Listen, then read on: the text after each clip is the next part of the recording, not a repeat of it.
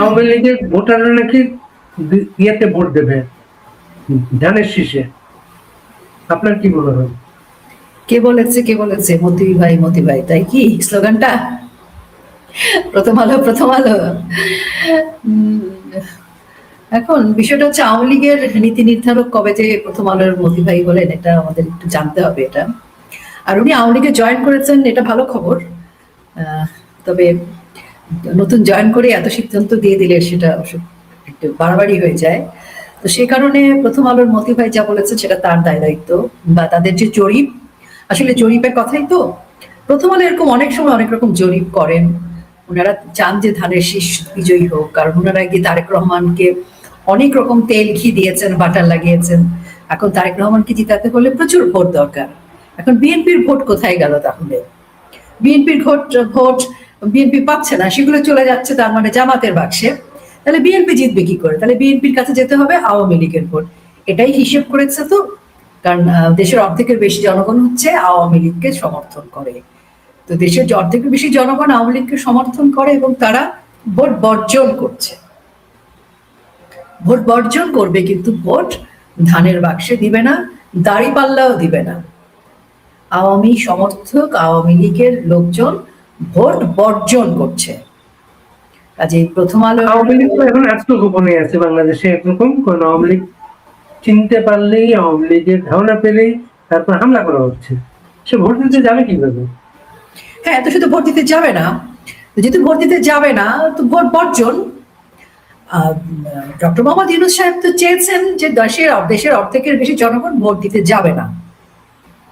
তো যেহেতু যাবে না, তো আওয়ামী লীগকে যদি নিশ্চিহ্ন করে দেওয়ার পরিকল্পনা থেকে আওয়ামী লীগকে নির্বাচনে, অন্তর্ভুক্তিমূলক নির্বাচনে অংশগ্রহণ করতে দেওয়া হলো না, ব্যান করে দেওয়া হলো। তো তাহলে ধানের শীষে আওয়ামী লীগের ভোট যাবে। তো আওয়ামী লীগের ভোটটা এত গুরুত্বপূর্ণ কেন?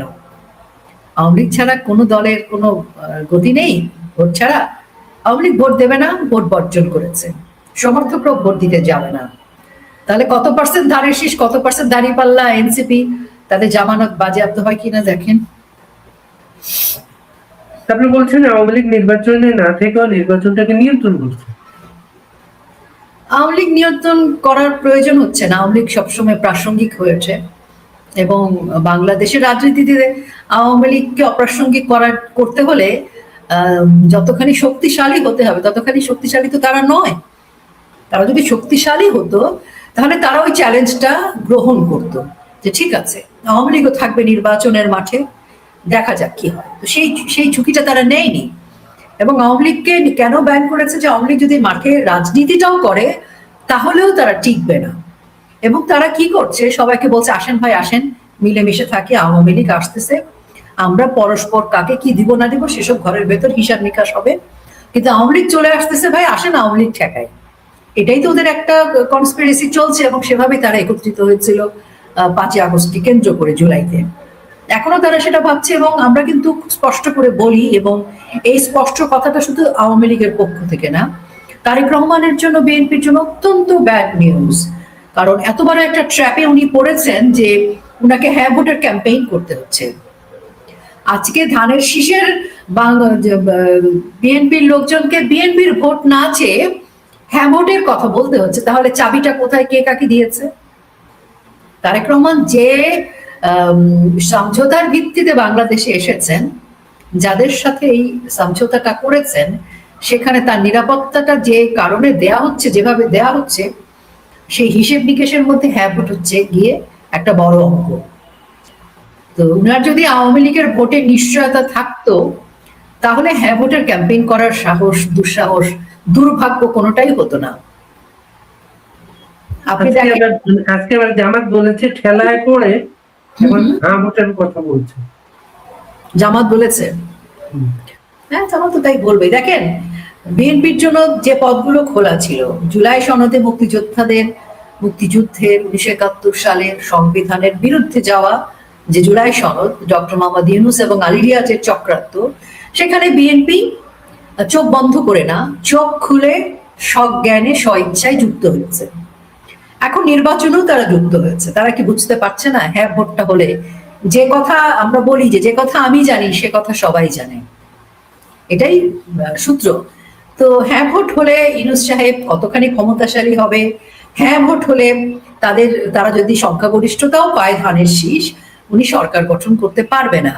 এই সব কথা যদি আমি আপনি বুঝি, তাহলে বিএনপি কি বুঝতে পারছে না? বিএনপিও বুঝতে পারছে, কিন্তু বিএনপি তো কোথাও না কোথাও তার প্রাণ ভোমরা ইউনূস সাহেব বা জামাতের হাতে আটকে আছে। এখন ওই প্রাণ ভোমরা বাঁচাতে হলে তাকে ওই হ্যাঁ ভোটে যেতে হচ্ছে।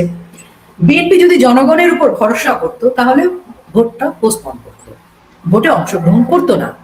বিএনপি যদি নিজের ভোটারদের উপরে কনফিডেন্ট থাকতেন, তাহলে বিএনপি হ্যাঁ ভোটের জন্য বলতে হতো না।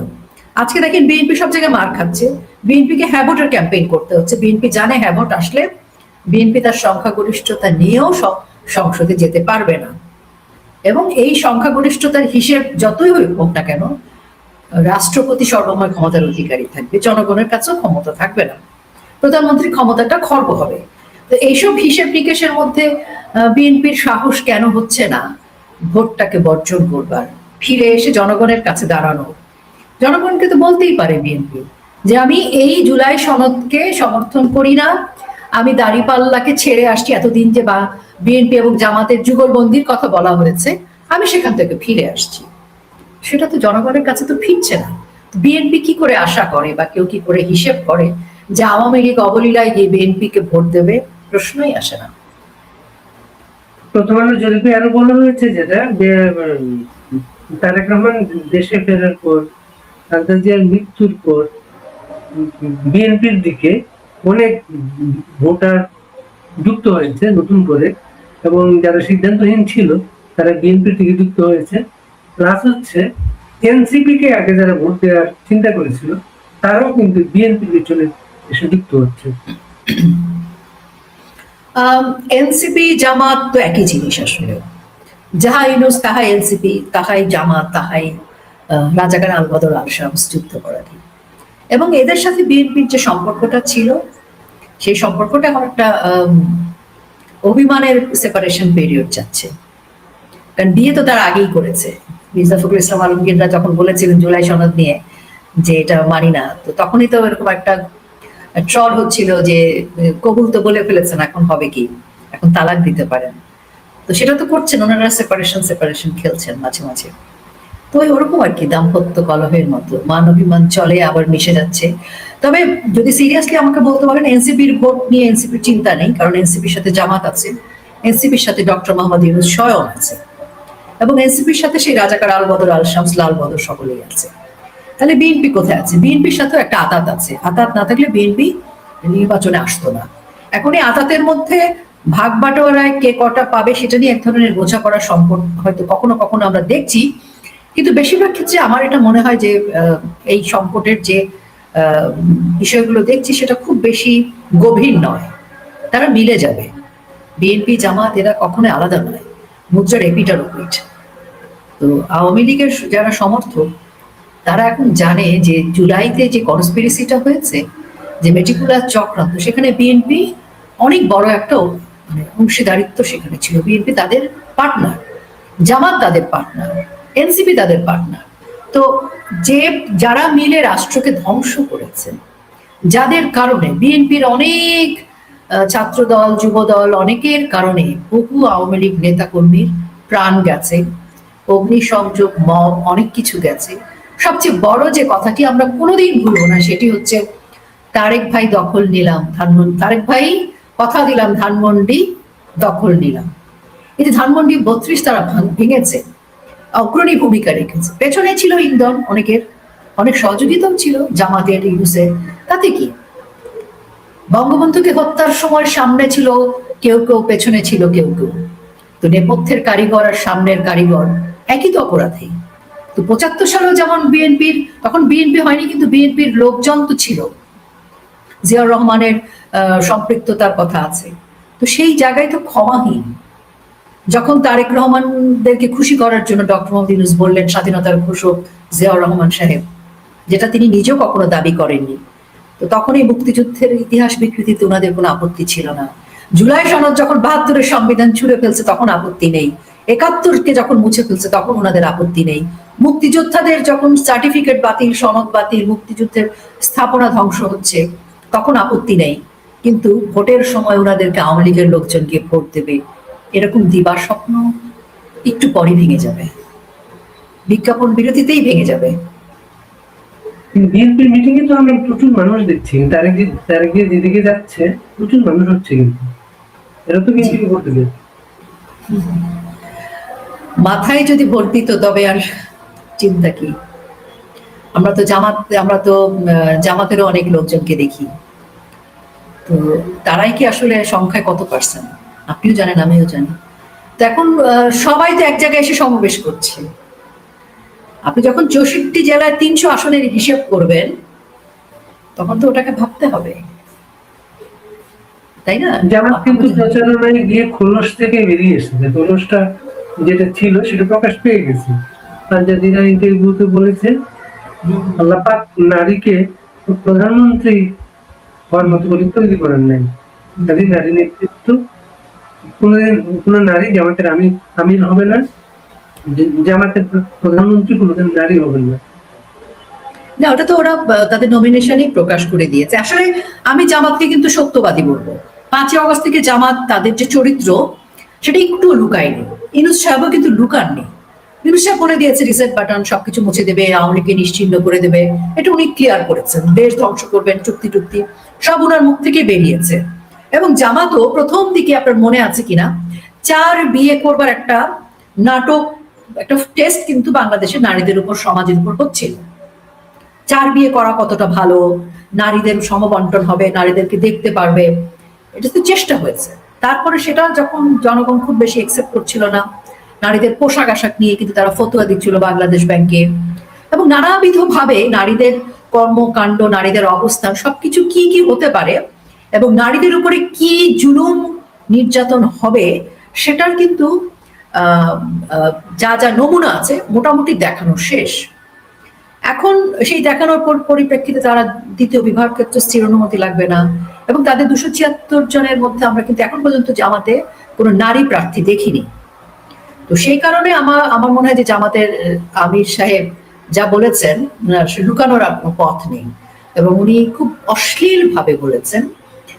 আর জামাতের পক্ষ থেকে তো নারীদেরকে যা যা বলার, অশ্লীল অশ্লীল শব্দ, সেগুলো সব বলা শেষ। সেটা হাদি বলুক বা যে আরো যে কতগুলো ঢাকা ইউনিভার্সিটির ডাকসুর যে ছেলেপেলেরা বলেছে, নারীদেরকে, ঢাকা বিশ্ববিদ্যালয়ের নারীদেরকে ধরেন এমন একটি শব্দ বলেছে যে শব্দটা আমার উচ্চারণ করার রুচি হবে না। এটি তো বাংলাদেশের ইতিহাসে কখনো ঘটেনি। এখন এখন ধরেন আমাদের বাঁধন আপাড়া, রেহনুমা আপাড়া, গীতিয়ারা আপাড়া, আমাদের এই সকল আপাড়া যদি মনে করে থাকেন যে এই গালিগুলো আমাদেরকে দিয়েছে বা সাধারণ নারীদেরকে দিয়েছে, তাহলে একরকম। বেগম রোকেয়ার ছবিতে যে মেয়েটি কালিমা লেপন করে ভেবেছে যে সে ঠিক করেছে, এগুলো সব কিন্তু আসলে সামান্তাও একদিন একটা টক শোতে বলেছে যে নারীরা কি পোশাক করবে সেটা ওনাদের পক্ষ থেকে আসবে বিবৃতি। অর্থাৎ তারা লুকোছাপা করেনি, এবং যে ফাইনাল ট্যাগলাইন যেটা, সেটা ইন্টারভিউতে আমরা পেয়ে গেছি এখন। এবং কি কি ঘটেছে সেটা আমাদের চোখের সামনে আছে। এটি আওয়ামী লীগের পক্ষ থেকে দেয়া কোনো বিবৃতি নয়, সত্য ঘটনা। তাহলে বাংলাদেশের যে 50-এর অধিক % নারী ভোটার, বা বাংলাদেশের জনসংখ্যার অর্ধেকের বেশি নারী, এখন সিদ্ধান্তটা তাদের হাতে যে আসলে ওনারা যা বলেছে তাই করবে এবং করেছে। এখন নারীদেরকে সিদ্ধান্ত নিতে হবে, নারীরা কি নিজেদেরকে জামাতের দেওয়া নির্দেশনায় চলবে, না সংবিধান নারীদেরকে যে সম্মানের জায়গা দিয়েছে, যেটা বঙ্গবন্ধু দিয়েছেন, বঙ্গবন্ধু কন্যা দিয়েছেন, রাষ্ট্র দিয়েছেন, সংবিধান দিয়েছেন, সেটি গ্রহণ করবে। তো এটি এখন জনগণের কাছে বিচারের ভার। আর আমাকে যদি আপনি বলেন যে একজন সমাজকর্মী, একজন সংস্কৃতি কর্মী বা একজন রাজনীতি কর্মী হিসেবে আমার কি বক্তব্য, আমার বক্তব্য হচ্ছে যে আমরা ছুঁড়ে ফেলে দিয়েছি তাদের। আমরা 71 সালের ইতিহাস পড়েই ছুঁড়ে ফেলেছি।